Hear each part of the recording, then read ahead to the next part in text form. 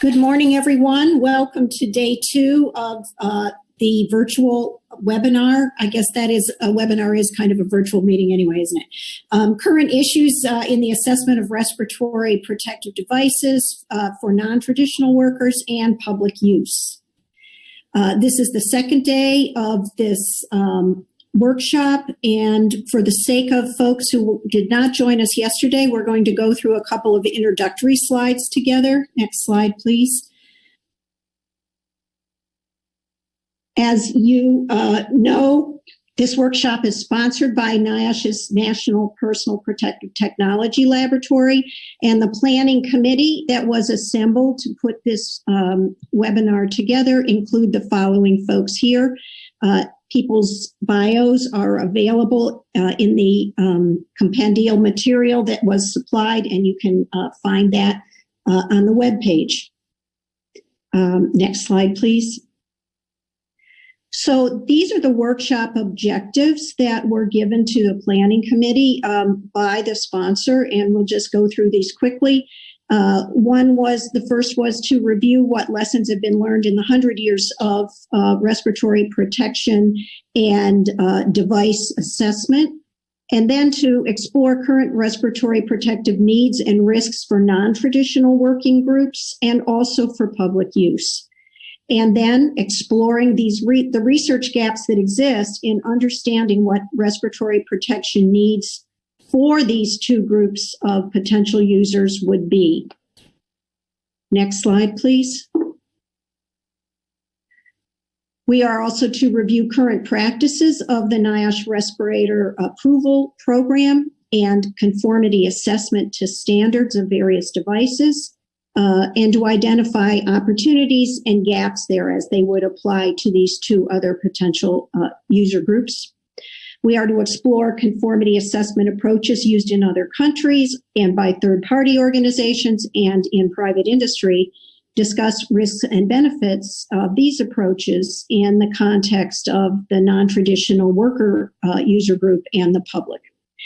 And finally, to examine whether respiratory protection needs of these underserved groups, such as the non-traditional workers and the public, are answered by current standards and assessment programs, and to identify opportunities and research gaps.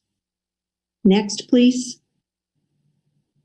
So here's how the committee approached addressing these tasks. Regarding non-traditional worker groups, we struggled with this, as I mentioned yesterday, because it's kind of an unwieldy title, but we settled on thinking one descriptor of this group are workers who function outside of a traditional respiratory protection program. It spans a wide range of professions and workplaces, and sometimes the workplaces are non-fixed workplaces. And you could see how it might be challenging then to have a respiratory protection program encompass these types of working groups. We also have to address the issue of COVID-19. Importantly, for those who are just joining us, this workshop was started to be planned long before COVID. And so while it's obviously the elephant in the room, as we talked about yesterday quite a bit, and in fact, we received a number of questions regarding COVID exposures and protections, there will be opportunities for us to address that somewhat, but this was not the driver for the original plans for this webinar. We are going to discuss respirators and other types of face coverings, however, and this is obviously apropos for the current COVID situation, but it had come up in other contexts, even last year when we were starting to think about the webinar in terms of, for example, air pollution, severe air pollution incidents. So there already was the underpinnings for this question of non-respirator face coverings. Next, please. So just quickly how we're going to work together. This is day 2, as we mentioned. For you folks who are listening, participants, attendees, you can submit via the Q&A box at the bottom of your screen, or for some folks, it might be at the top of your screen. You can submit questions to us through that mechanism.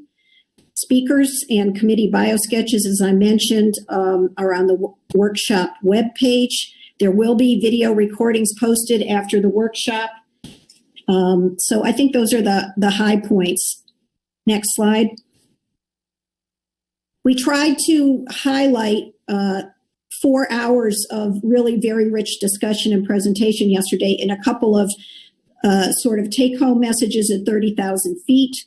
And the staff and I came up with these. Obviously, respiratory risks and user needs vary widely. User needs form the basis of standards and device assessment against those standards. Conformity assessment is only one part of respiratory protection. That is, it is an aspect of a larger program for comprehensive respiratory protection assurance. And finally, there needs to be better employer awareness of risk and their responsibility, and also user knowledge and training on devices. So that's kind of some big, I guess, as I mentioned, I agreed upon tenets from yesterday. I'm going to now turn the moderator role over to Dr. Howard Cohen, and he is going to chair the next session.